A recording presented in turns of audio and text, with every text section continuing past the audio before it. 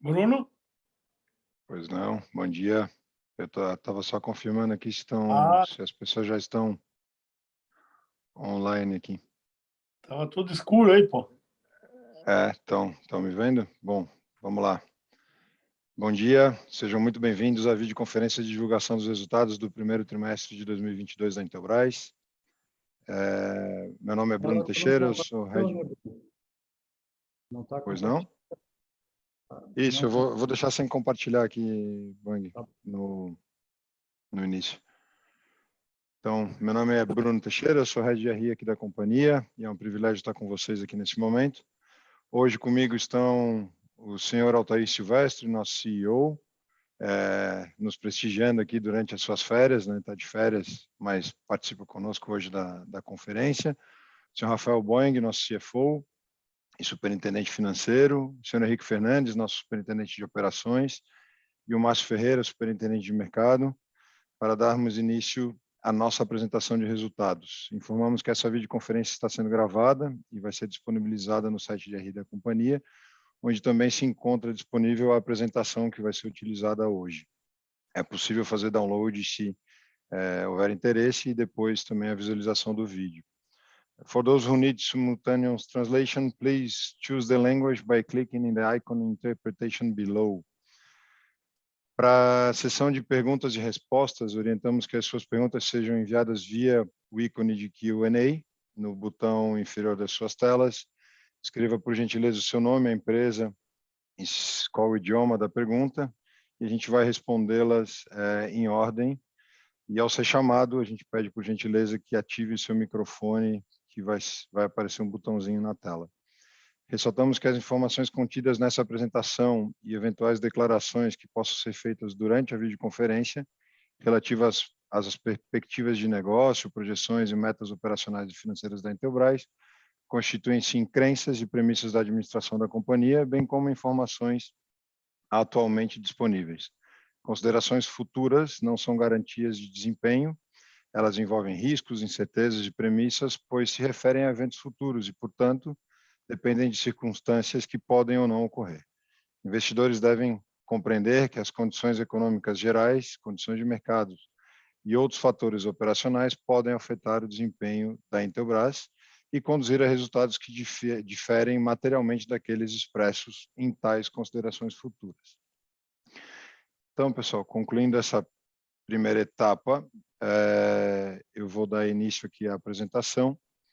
E ao final, vou tentar ser breve, como de costume, e ao final a gente abre para perguntas e respostas.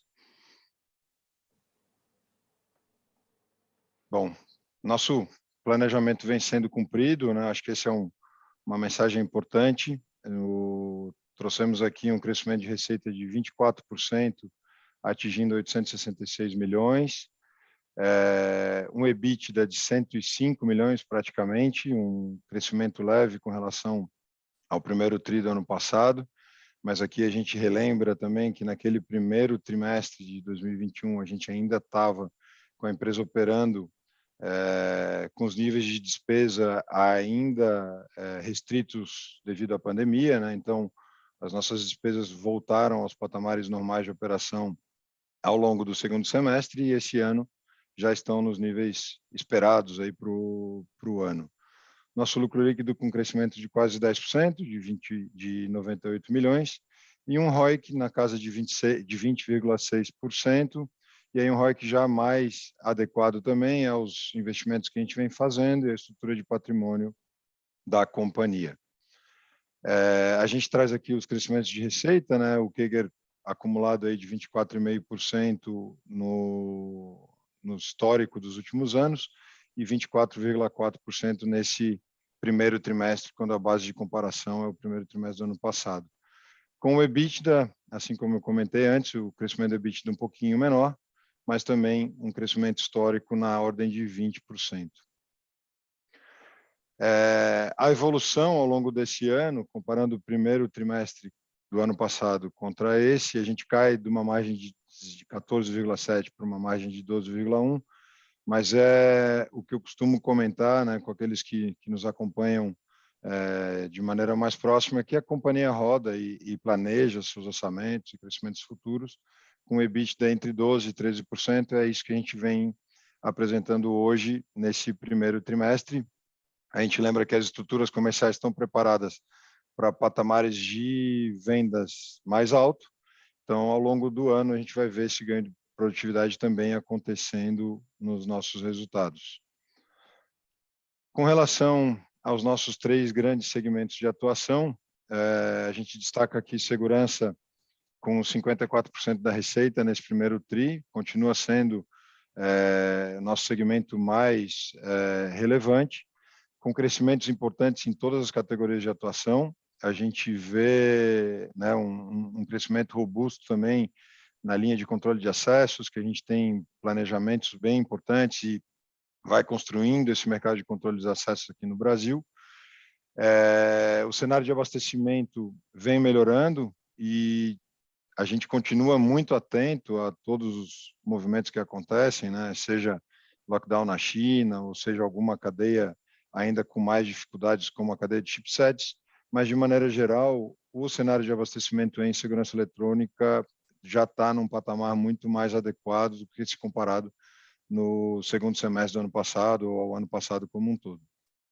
E a gente viu, após um início de ano um pouco mais lento, um sellout já mais aquecido no mês de março, e aí, concluindo com um crescimento de receita na ordem de 26% na base de comparação contra o primeiro trimestre do ano passado, e praticamente em linha com relação ao quarto TRI do ano passado, que, como todos sabem, a gente tenta deixar isso com bastante clareza, o quarto TRI é sempre o trimestre mais forte da companhia.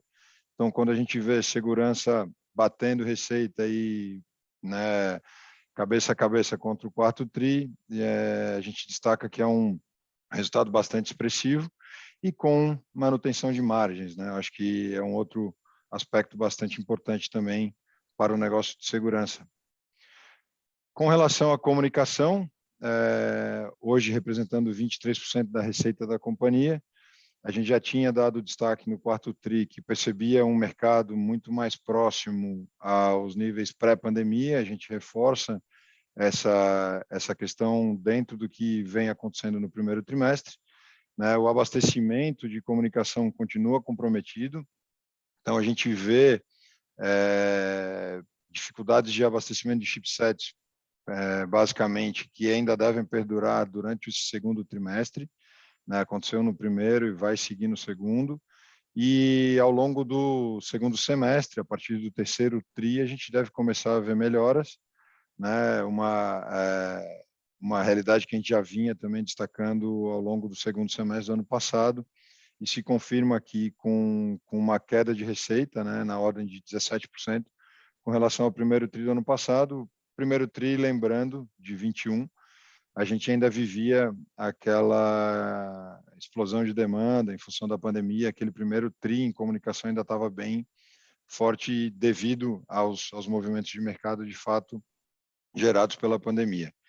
A gente destaca aqui também que as unidades de negócio, tanto de redes quanto de comunicação, têm seu nível de despesas já organizados e estruturados para esse patamar de faturamento. Então, foco no resultado, sabendo que o crescimento não é tão relevante para esse segmento ao longo do ano. O importante é manter o resultado, né, com as estruturas bem elaboradas e bem estruturadas, de fato, para entregar o resultado previsto. A gente destaca aqui também que, embora o crescimento da receita não tenha existido, a gente vê uma recuperação de margem, e dado que o mercado ainda tem restrição de chipsets, é importante a gente melhorar a qualidade da venda, e a gente consegue ver isso com esse ganho de quase 1 ponto percentual aqui em comunicação. Com relação ao segmento de energia, né, um segmento que hoje já representa 24% da companhia, de forma orgânica, né, crescendo conforme previsto. A gente segue com as perspectivas fortes para o ano, né? A gente está construindo uma base de revendas mais fidelizada, pulverizada em todo o território nacional, e a gente vê, né, na nossa plataforma de vendas aqui, a adesão dessa base de revendas. A gente pode conversar um pouco mais sobre isso depois no Q&A. Né? Com a estabilização das entregas, a gente vê uma retomada de margem bruta. Então, subimos aí quase 2 pontos percentuais, levando, de fato, um estoque mais competitivo. Vocês devem lembrar que no quarto TRI, a gente acabou tendo que fazer embarques aéreos de algumas linhas, o que acabou atrapalhando um pouco a margem daquele trimestre. E aí, nesse TRI, a gente já vê a chegada dos equipamentos marítimos, né, os inversores, principalmente, contribuindo para essa retomada de margem. Estamos iniciando a integração com a Renovige. A gente vem conversando ao longo do primeiro TRI com eles, e após conclusão do deal, né, o fechamento aconteceu no dia 29 de abril, a gente já pode começar a interagir com eles de uma forma mais presente, mais próxima, e estamos iniciando todo esse trabalho para já reportar a partir de 1º de maio. Então, segundo TRI, a gente vai ver já um crescimento de energia de forma inorgânica, né, contabilizado a partir de 1º de maio, 2 meses do terceiro TRI. Bom, um outro ponto que a gente traz, dado todo esse cenário desafiador de logística, né, são as nossas posições de estoque. Então, a gente vai ver um estoque bastante estabilizado, né, na comparação com o quarto TRI, um leve crescimento. Ao longo do ano, a gente vai ver o estoque voltando ao patamar de 120 dias. A gente já tinha colocado isso na revisão do quarto TRI. Geralmente, o início do ano, a gente traz um pouco mais de estoque, de fato, considerando que a gente tem sempre o Ano Novo Chinês, né, e isso não pode gerar nenhuma desestabilização do abastecimento. Então, é um primeiro TRI que sempre tem um pouquinho mais de estoque. E ao longo do ano, estabilizando aí de fato a cadeia de suprimentos, a gente vai ver o retorno aos 120 dias. A gente sabe que esse ambiente global de suprimentos continua requerendo atenção redobrada da equipe de suprimentos, mas uma tendência que a gente vê aqui dentro da operação, de que aos poucos esse estoque vai retomando patamares um pouco mais eficientes do ponto de vista de aplicação dos recursos, né? E aí a evolução do caixa, como consequência, né, desse nível de estoque mais alto, a gente vai ver um caixa operacional negativo de 133 milhões, muito em função desses pagamentos e todo esse nível de estoque que a gente colocou para iniciar o ano, né? E depois as atividades de financiamento e investimento, de fato, conforme o previsto. Então, é bem importante destacar aqui que, de fato, à medida que o estoque voltar para o patamar dos 120 dias, a gente vai ver o retorno da geração de caixa operacional. Isso está bem claro aqui no nosso fluxo de caixa, e ao longo dos próximos trimestres a gente vai voltar a ver a operação trabalhando com operacional positivo, como de costume. E, por fim, a gente destaca aqui a questão do CAPEX, né? Os investimentos de expansão, alguns já em fase de conclusão, outros iniciando. Eu destaco o início da construção do galpão para a energia solar, que com o crescimento mais acelerado de energia, a gente acabou antecipando esse investimento para dentro de 2022. Né? E o CAPEX de manutenção bastante alinhado com o plano, com o histórico da companhia. E esses investimentos realmente nos habilitam a ter capacidade para seguir crescendo, e é a base de investimentos que a gente tem já definido em planejamento estratégico para que a companhia siga crescendo alinhada com o seu histórico ao longo dos próximos anos. Da parte de perspectivas, eu gostaria de destacar aqui o trabalho de integração com a Renovige, né? A gente abriu 3 grandes frentes de trabalho. Então, uma frente operacional capitaneada pelo Henrique, olhando tanto a base de fornecedores, toda a parte de fretes internacionais e também a questão da logística nacional, que a gente tem bastante espaço aí para ganhar em custos, ganhar em nível de atendimento aos clientes, às revendas, né? Uma segunda frente de trabalho é capitaneada aqui pelo Márcio Ferreira, de vendas e marketing.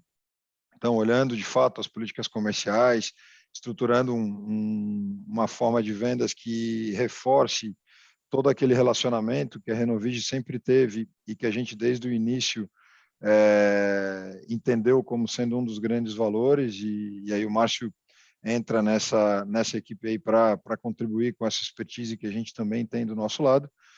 E, por fim, uma frente de finanças, capitaneada aqui pelo Rafael Boing, que visa estruturar melhor toda a questão da dívida, capital de giro e todo o processo também financeiro, para que a gente tenha um resultado, né, no bottom line mais adequado e ao longo do ano a gente veja, de fato, essa nova operação agregando para a Intelbras como um todo. No segmento de comunicação, como eu citei, o foco na melhora das margens e ganho de produtividade, a gente está com muita clareza trabalhando isso dentro da companhia e vai seguir aí ao longo do ano, vendo que comunicação contribui de maneira positiva para o negócio e vai ser um segmento com um crescimento mais leve, mas que vai contribuir para o resultado final. A gente destaca também a questão dos projetos 5G, né, que estão bem alinhados com as necessidades de mercado. A gente tem recebido aqui na matriz, em São José, grandes clientes interessados, né, no negócio 5G, e, de fato, o que a gente está propondo, tanto em estruturação de negócio quanto em linha de produtos, estão bem alinhados com as necessidades desse mercado. E o projeto vai caminhando dentro do cronograma previsto, trabalhando, de fato, para que dentro do segundo semestre a gente tenha já o início dos faturamentos, logicamente, patamares de venda ainda menores, né, em introdutórios, mas que a gente vai ver o 5G caminhando para um processo bastante interessante aqui no Brasil, e a Intelbras como uma das empresas relevantes desse negócio. E, por fim, eu acho que cabe destacar que, embora a gente esteja trabalhando a integração da Renovige, e de fato uma aquisição relevante que a gente fez, né, a maior da nossa história, a gente continua olhando com bastante cuidado novas aquisições. Cada uma das unidades de negócio tem as suas necessidades ali de complementação de tecnologia e portfólio. A gente continua olhando, mas sempre com o espírito de olhar com calma, fazer qualquer movimento de novas aquisições com toda a tranquilidade de que a gente vai trazer para o portfólio de negócios da Intelbras empresas que, de fato, agreguem, complementem tecnologia, portfólio ou canal. Então, a gente segue olhando com muita calma, né, sem necessidade de tomar decisões rápidas, e sim decisões seguras, né, aquisições patamares bem menores do que esse que a gente trabalhou com a Renovige, né, mais alinhados com o nosso histórico. Então, continua na pauta, mas com muita cautela e com muito cuidado que o ambiente requer. Pessoal, era isso. Eu agradeço a presença de todos e já gostaria de abrir aqui para perguntas e respostas. Vou dar um espacinho para que vocês postem as perguntas. Eu já vejo aqui algumas. Vou abrir, então, aqui com a pergunta do Christian, do Itaú BBA.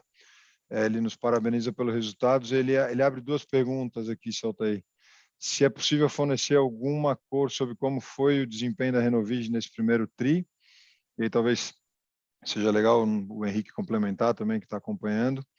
E a segunda, com relação à perspectiva de solar da empresa, dado que houve uma redução dos volumes com relação ao quarto TRI, se a gente tem notado alguma diferença em termos de demanda pelas soluções solares, ou esse resultado poderia ser atribuído a alguma sazonalidade, como é a nossa visão no curto e médio prazo. Como as duas são de solar, acho que vale a pena a gente comentá-las em conjunto aqui, né? Ok. Bom, bom dia a todos, né? Bom dia, para mim é boa tarde. Mas o solar, né, digamos, comentasse que houve queda aí, nós não entendi essa tua queda, Bruno, que não houve queda, né, do mercado, né? O solar, nós estamos, a Renovige, ela teve um resultado no primeiro trimestre bom, razoável, nada com as limitações que ela tinha também de capital, né? Ela teve algumas dificuldades com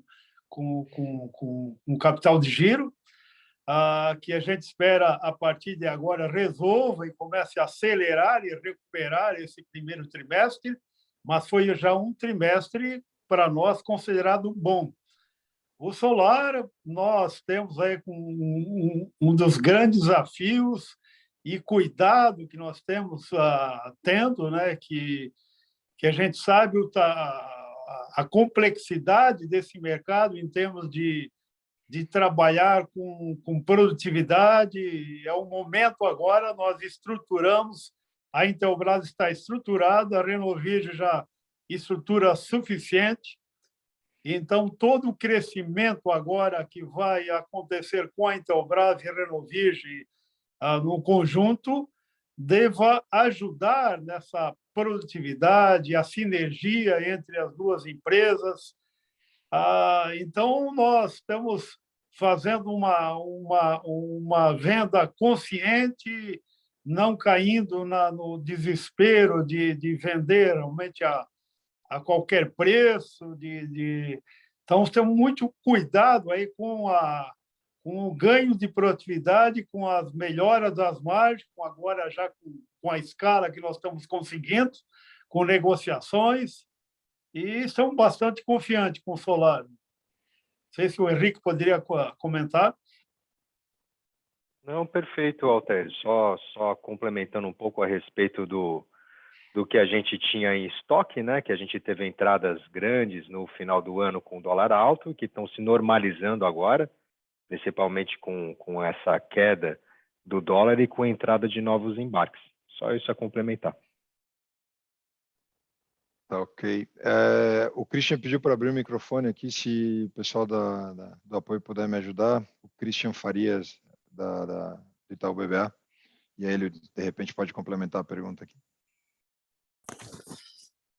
Na verdade, Bruno, bom dia, Christian. Bom dia, pessoal. Bom dia. Na verdade, era para perguntar, fazer as perguntas pelo microfone, né? Mas obrigado. Obrigado, Thay, pela resposta. Só um follow-up. Aqui a ideia era só entender aqui como que ficou o volume, né? De vendas de ano, trimestre contra trimestre, né? Comparado esse com o tri anterior. Porque a gente segue com a visão construtiva para médio prazo no solar, mas a ideia é se a gente teria algum tipo de diminuição. A gente sabe que são produtos que, na média, são financiados, né, devido ao tamanho do ticket médio, e hoje a gente está tendo um cenário, por exemplo, de juros bem maior. Né? Obrigado.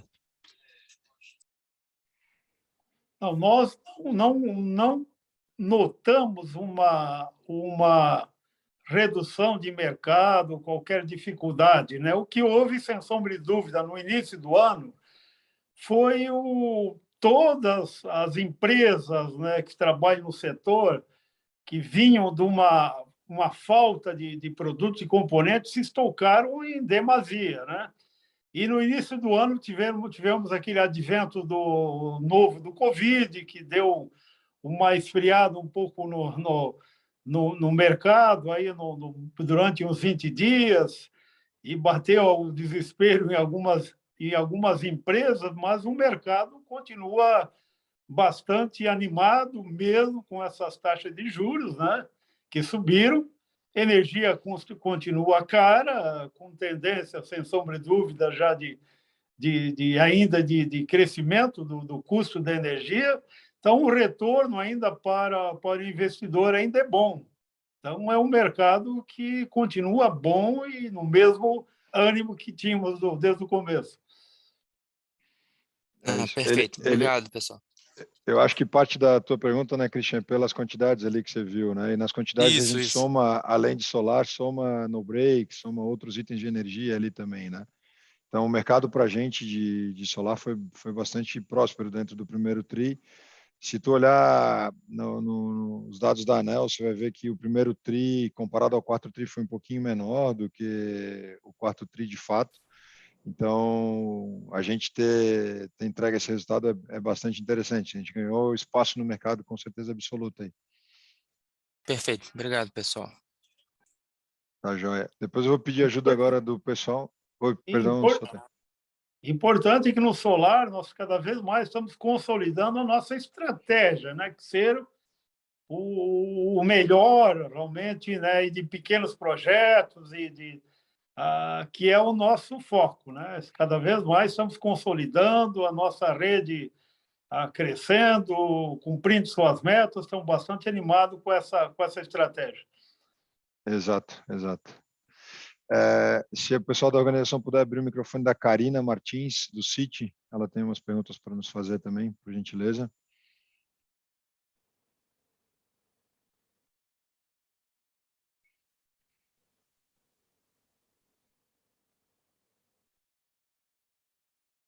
Karina, eu vejo que você já está... A gente não está te Oi, ouvindo. estão me ouvindo? Oi, agora Ai, sim. Vai lá. desculpa, problemas tecnológicos. Oi, gente, tudo bom? Obrigada por pegar minhas perguntas. Eu tenho duas perguntas, na verdade. Primeiro, eu queria saber se vocês podiam falar um pouquinho mais da performance de vendas em abril, assim, por segmento, porque acho que na expectativa de recuperação do ano e até um pouco de questão de sazonalidade, né, para a gente entender aí como é que o negócio está evoluindo ao longo do trimestre. E aí, acho que aí pensando principalmente aí nos segmentos de energia e segurança. E aí, minha outra pergunta é se vocês podiam falar um pouquinho da questão de margem para o ano, né? Que a gente viu aí uma pressãozinha de margem sequencial nesse trimestre, e a integração da Renovige deve trazer aí mais uma pressão de margem adicional ao longo do ano. Aí só para a gente ter um pouquinho de cor aí do que esperar, se deve rodar mais ou menos nesse nível mesmo, né? Ou se deve ainda talvez cair um pouquinho mais ao longo do ano, e depois se recuperar quando a Renovige já estiver meio que operando com a eficiência da Intelbras, digamos assim. Obrigada. Bom, para o Bruno, vou comentar aqui, antes, falar sobre abril, né? Abril foi um resultado bom, estamos até comentando um pouco antes da reunião, né? Continuamos com os mesmos crescimentos históricos, é claro que a gente sempre busca bem mais do que a nossa história, né? Mas estamos conseguindo crescimento, continuando com crescimento acima de 20%, mesmo em abril. As margens, como eu comentei, né? Toda a empresa, que é sempre uma preocupação muito grande minha e da empresa, quando a empresa cresce, o nosso grande investimento não são investimento em fábrica, em equipamentos, mas sim em investimento em estrutura. Você tem que treinar o pessoal, contratar, geralmente uns 8 meses, um ano antes, quando você começa a contar com aquela receita daquela equipe. Então, a empresa se estruturou, né, nesses últimos 12, 18 meses, se estruturando, colocando pessoas. Isso faz uma pressão no crescimento de despesas, né? E que agora nós temos uma estrutura capaz de sustentar um crescimento por um bom tempo, sem grandes alterações. Então, a tendência de margem é ela continuar do que aconteceu no primeiro trimestre com uma ligeira melhora. Apesar de, lembrando, como já foi comentado, as nossas margens não caíram. Se nós pegarmos os nossos resultados antes da pré-pandemia, são os mesmos, né? Nós estamos procurando melhorar o que nós tínhamos antes da pandemia. Sr. Tair, acho que um pouco da pergunta da Karina diz respeito também, quando entrar a Renovige no balanço, a Renovige vem com margens mais apertadas, né? E aí, Sim, como é que ficaria essa margem global ali, que a gente espera de fato nós já simulamos todas essas questões, né? Claro que a energia solar tem uma margem de contribuição menor, mas tem uma estrutura de despesa menor e que, com a sinergia que a gente espera ocorrer, que vai ocorrer com as duas empresas, né? Nós vamos conseguir manter o mesmo padrão de EBITDA que nós tínhamos até então, né? Mesmo com a entrada da Renovige, em termos de percentual de margem. É claro que importa também o crescimento, é o volume, né? O crescimento da grana, né? Isso. Obrigada, gente. Tá joia. Depois a gente tem aqui uma pergunta do Augusto, da Genoa.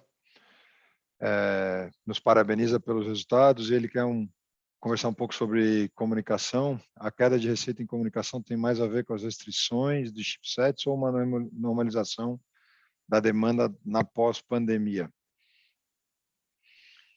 Bruno, eu podia comentar realmente duas coisas, né? Digamos, uma parte é a questão de componente.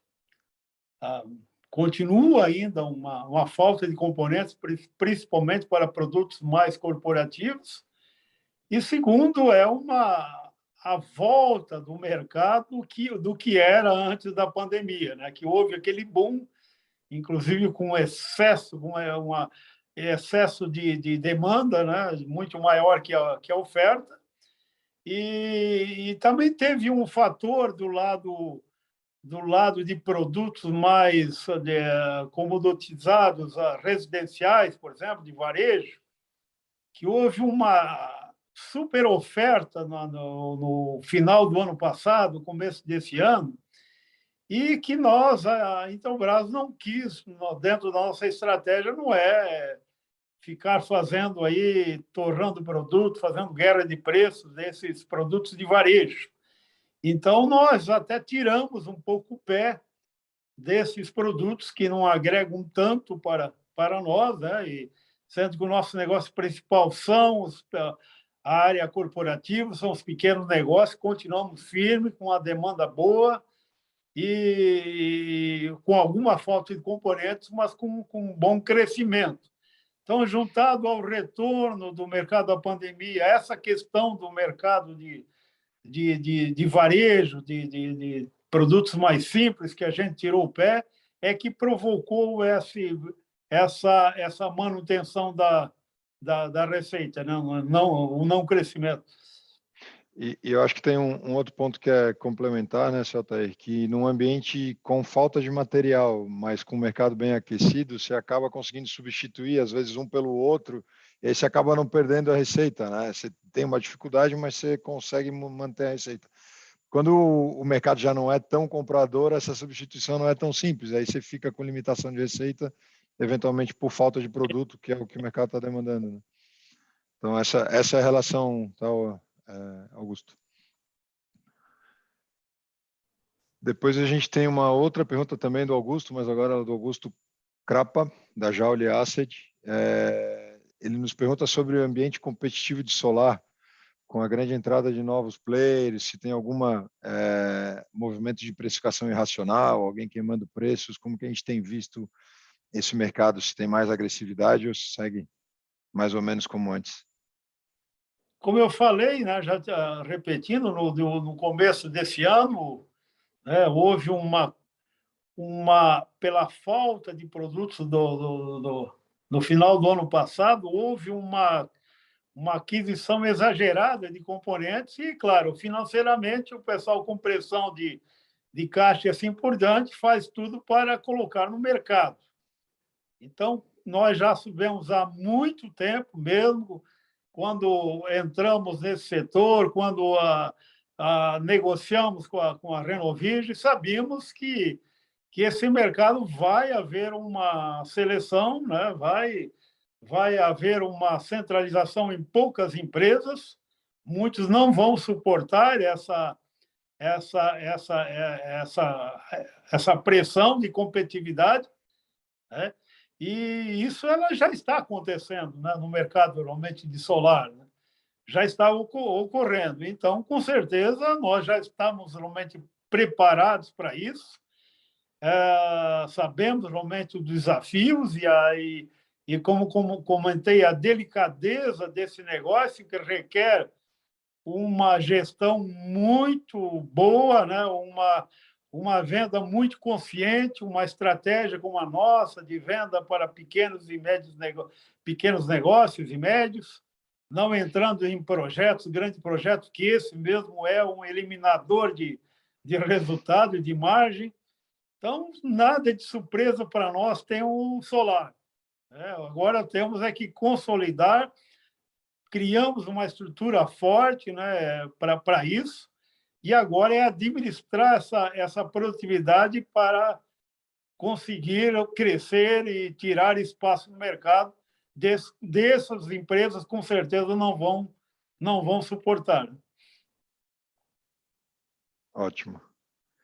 Vamos mudar um pouquinho de assunto aqui na pergunta, falar um pouquinho de 5G. O Felipe Shen, que é o analista do Santander, nos pergunta se a gente poderia comentar um pouco mais nas oportunidades relacionadas ao 5G, a questão dos equipamentos e FWA, como é que está evoluindo, se a gente já tem alguma receita para 2022 e como é que a gente está vendo essa dinâmica com 5G. Olha, se eu posso falar alguma coisa, Bruno, mas se o Márcio ou tu mesmo pode falar alguma coisa, né? Eu estou há uns dias fora da empresa e parece que já me desatualizei. Tranquilo. Quer começar, Henrique? Quer começar, Márcio? Bom, Bruno, acho que você já tinha mencionado na linha do tempo aí, nas últimas reuniões, nós estamos andando com o projeto do 5G, já vai começar os testes em breve com o mercado, estamos tendo bastante cotação, mas eu vi que a pergunta ele coloca uma receita incremental significativa. Não, ela não vai ser significativa esse ano a gente começa a faturar, mas ela não vai ser uma receita extremamente significativa no resultado de comunicação, ela se torna mais significativa ao longo de 2023, mas o projeto está correndo bem. Estamos fazendo os testes aí nas parcerias externas que a gente tem, e agora, para os próximos meses, vão começar os testes aqui no Brasil com um pouquinho mais de intensidade. Estamos confiantes, né? O Henrique quer comentar alguma coisa? Não, a gente está muito confiante, né? Inclusive, a gente está começando a produção de alguns pilotos, né? Já na nossa fábrica. E eu vejo que vai faltar chip, porque a demanda vai puxar bastante, a gente está com muita cotação aqui dentro, é uma oportunidade muito grande também da gente expandir esse negócio, não só dentro do Brasil, em virtude da parceria com a Qualcomm, né, mas também para outros países da América Latina. Eu vejo que é um mercado muito próspero para a gente está à frente da concorrência, aí, principalmente em termos tecnológicos. E como vocês sabem, nós continuamos nosso sentimento e plano, e junto até com as operadoras, né, acredita que em poucos anos, em 3 anos, acho que era isso, 3, 4 anos, já deva representar 20% aí de todas as assinaturas de banda larga no Brasil.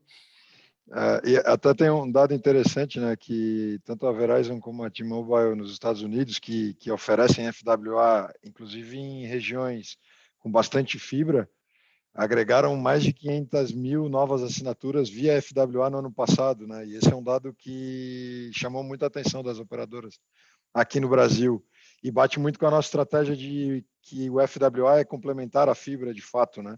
Então a gente vai com com entendimento bastante certo de que vai dar certo, vai andar e a gente já está tendo essas respostas por parte das operadoras também, né? Vamos lá. Seguindo aqui nas perguntas, a gente tem 2 perguntas aqui do Carlos Herrera, também analista da Condor Insider. Como vocês estão vendo a demanda para o restante do ano, né? E ele inclui uma segunda a respeito dos consumidores, né? Como estão se comportando com os novos patamares de preços, se a gente vê alguma dificuldade em repassar preços. Olha, nós, inclusive, para repassar preços, o dólar teve uma ensaiada de queda, né? Chegou até a 4,60, mas nós, como tínhamos o estoque um pouco alto, que um dólar já protegido, já acima de 5, que era o nosso custo de estoque, então nós não mudamos o nosso preço. Agora o dólar está voltando, provavelmente com essa instabilidade não dá para ficar mudando o preço, então não temos essa questão de mudança de preço. O solar é que nós temos uma estratégia um pouco diferenciada, como ele nós adotamos aí uma precificação muito mais rápida de acordo com o movimento do câmbio. A cada 15 dias a gente atualiza conforme esse custo dessas entradas dos últimos 15 dias. Mas o ano vemos como um ano desafiador, desde o final do ano passado, quando fizemos o orçamento para esse ano, um ano desafiador, mas até então, até encerrado o mês de abril, estamos confiantes que vamos conseguir, apesar da dificuldade toda que está se apresentando no país, aí, com toda essa questão de inflação, eleições e assim por diante, guerra e dificuldade de componentes, mas estamos confiantes em crescer nos mesmos patamares que vimos crescendo nos anos anteriores. Eu acho que, se só puder complementar, Saltério, a questão também do repasse de preços e o movimento dos consumidores, como a gente acaba fazendo negócios com empresas, né, com pequenos e médios negócios, não é uma compra por impulso que eventualmente rompe a barreira dos R$100 e a pessoa deixa de querer aquele equipamento, né? Como são equipamentos de segurança, se talvez o posto de gasolina fosse trazer um projeto de R$10.000, ele custar R$10.500, no final das contas ele vai acabar fazendo a opção pela compra do mesmo jeito, né? Então, de maneira geral, a gente consegue e trabalha muito em conjunto com o nosso canal, né, de distribuição, as revendas, para que também essa acomodação dos preços na ponta aconteça. A gente está com a tabela bem alinhada, né, desde o início do ano, não teve ajuste nem para baixo nem para cima, eventualmente alguns ajustes pontuais, mas de maneira ampla a tabela continua a mesma tabela vigente em abril, em março, a tabela de maio, sem grandes alterações, e a gente vai para o ano desafiador com bastante confiança de que as coisas vão andar e vão seguir caminhando conforme a gente vem vendo ao longo desse primeiro trimestre, né? Você queria comentar alguma coisa, Márcio? Não, acho que nós temos uma coisa interessante, acho que você falou um ponto, Bruno, da questão da venda corporativa, né?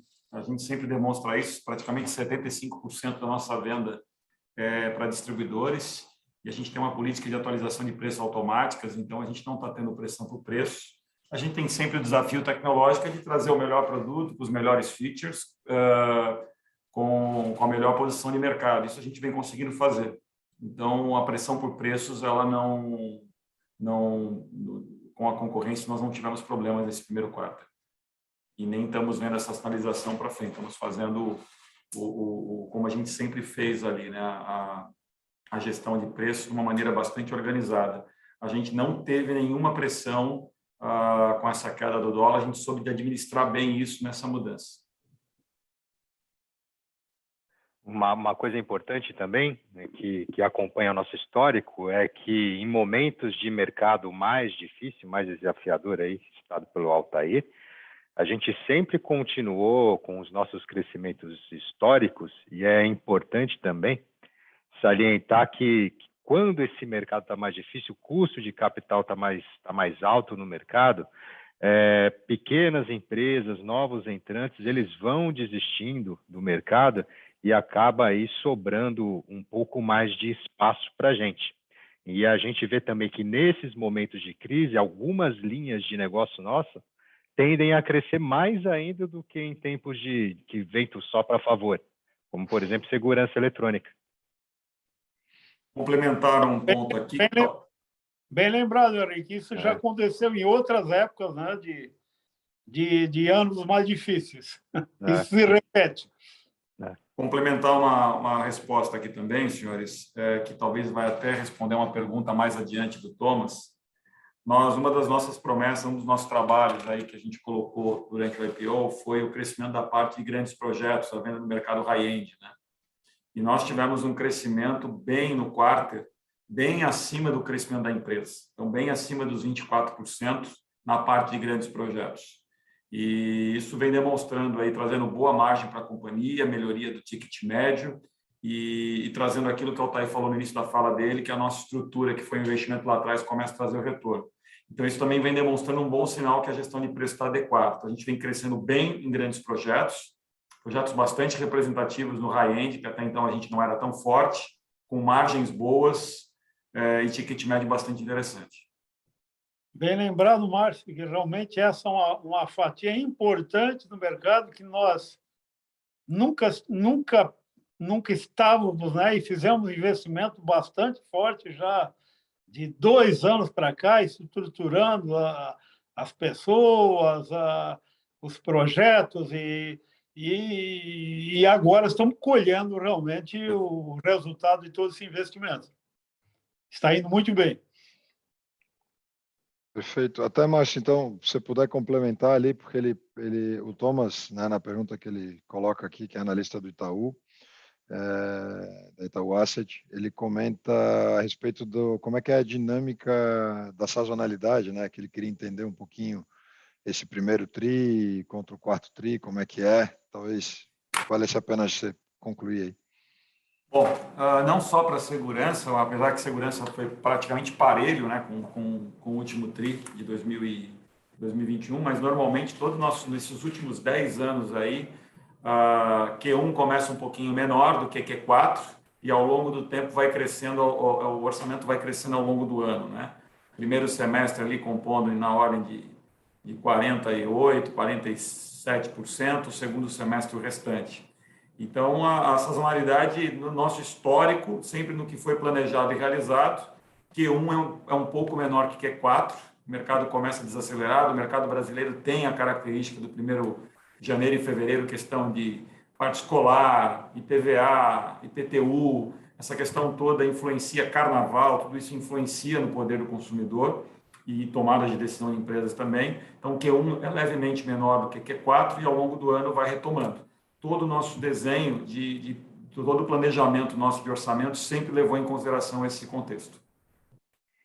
Principalmente, né, como o nosso foco está em pequenas e médias empresas, sempre nossa estratégia, geralmente esse pessoal eles acabam tirando férias no início do ano, esse período, e acabam segurando as decisões, né, de investimento e melhoria nos seus negócios. Então, isso é uma tradição, né? Durante a pandemia, digamos, a sazonalidade ficou como o Márcio falou, mas se for verificar o histórico antes da pandemia, é uma média de 45%, 55%. Isso. 45% no primeiro, 55% no segundo. É isso aí. Bom, depois a gente tem mais uma pergunta aqui do Rodrigo Faria, que é um analista da Sul América Investimentos. Ele entrou atrasado, então pede desculpas aqui, mas acho que são 2 pontos que ele aborda que vale a pena a gente reforçar. A primeira delas é a respeito de como a gente espera o retorno sobre o capital investido, o ROIC, nos próximos trimestres. E a outra é se a gente ainda vê necessidade de consumo de giro, né, de capital de giro para reforço dos estoques. Bom, posso responder? O ROIC teve essa queda no quarto, mas foi muito em função aí desse investimento que a gente fez nos estoques, né? E olhando aí para o ano, a tendência é o ROIC voltar a subir, seguramente aí entre 25% e 30%. A gente tem essa previsão de que ele vai voltar aos patamares anteriores, né?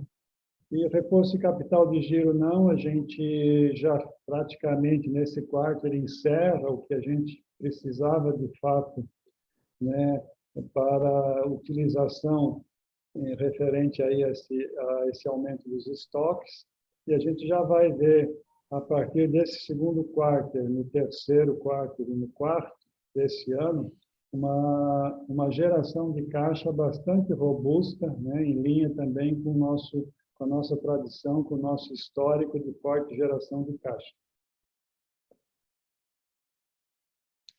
É isso aí. E até com bastante clareza, né, um dos negócios principais aqui do crescimento, que é o negócio de solar, ele traz uma necessidade de capital de giro também bastante adequada, né, para esse movimento. Então, isso, talvez...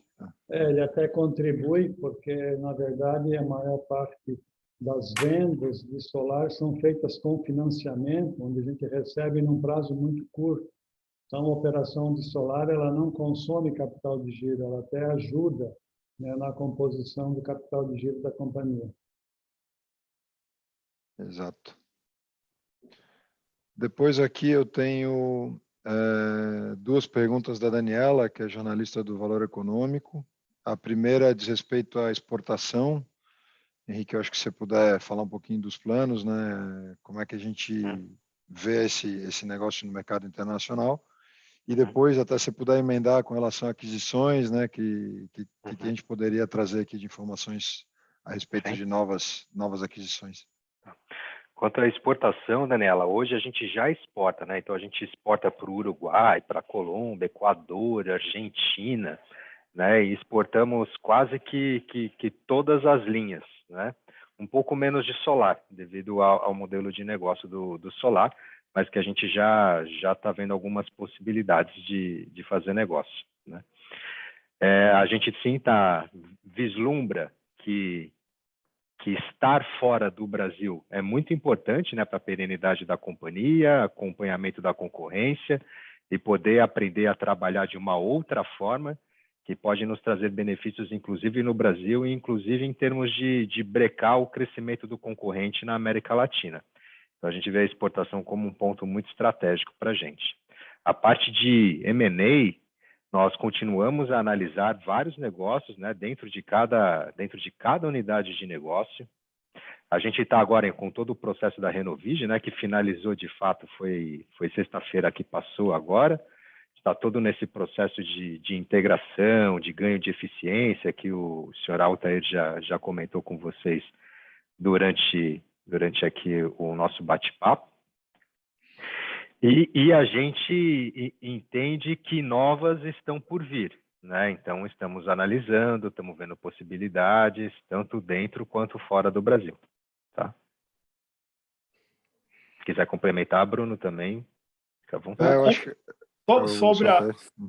Sobre aquisições, eu complementaria, né? Claro, temos uma lista aí de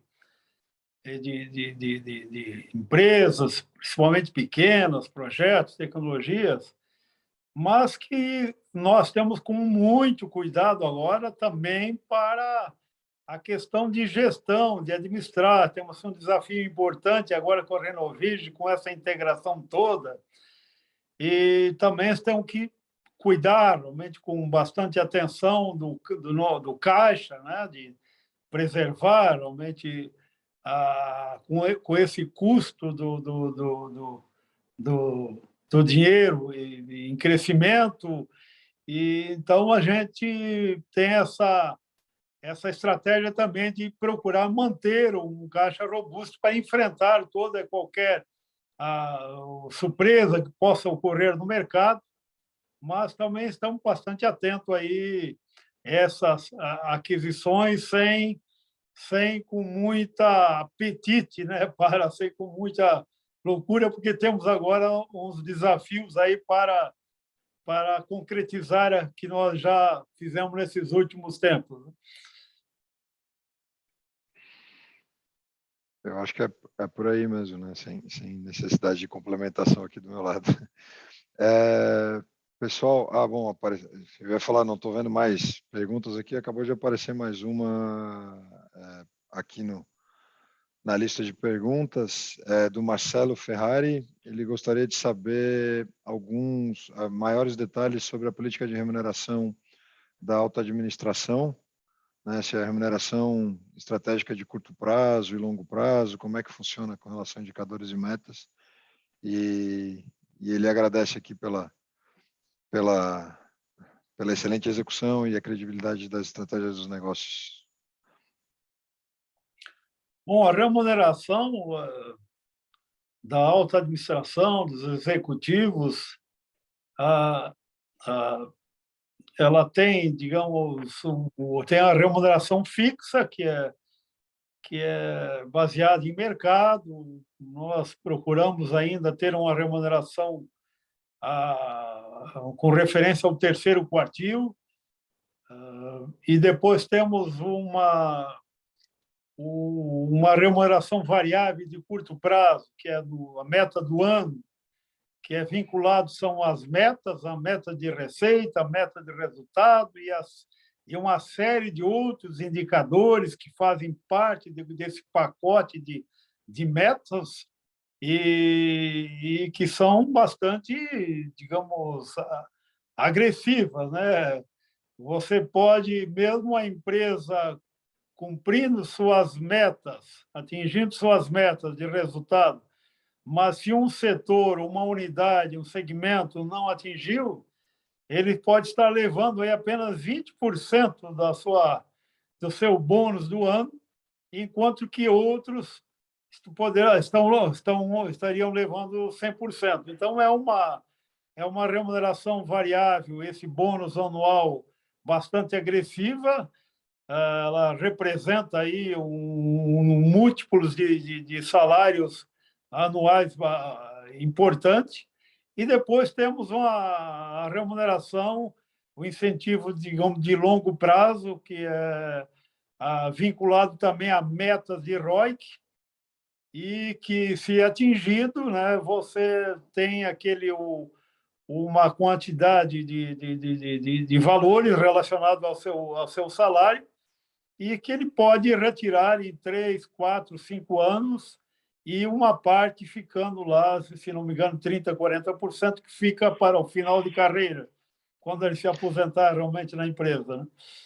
Só reforçando que o longo prazo tem vínculo com o valor das ações, né, seu Taí? Sim. Esse valor que fica no incentivo a longo prazo, ele também, digamos, o próprio colaborador, o próprio executivo, ele tem que contribuir com a parte.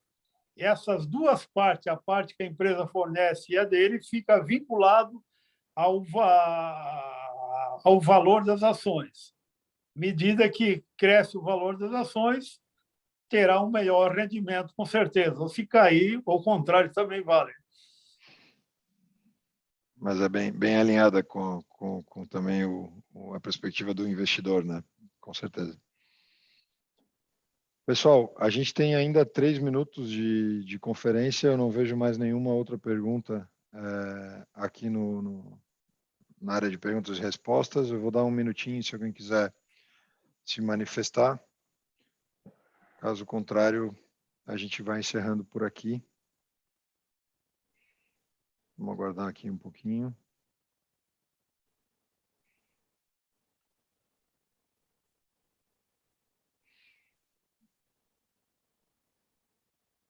Bom, eu acho que a gente pode encerrar, então, agradecendo aqui, em nome da Intelbras, a presença de todos. A gente dá por encerrado esse primeiro trimestre de 2022. Eu gostaria de passar a palavra para o senhor Altair para proferir umas últimas palavras.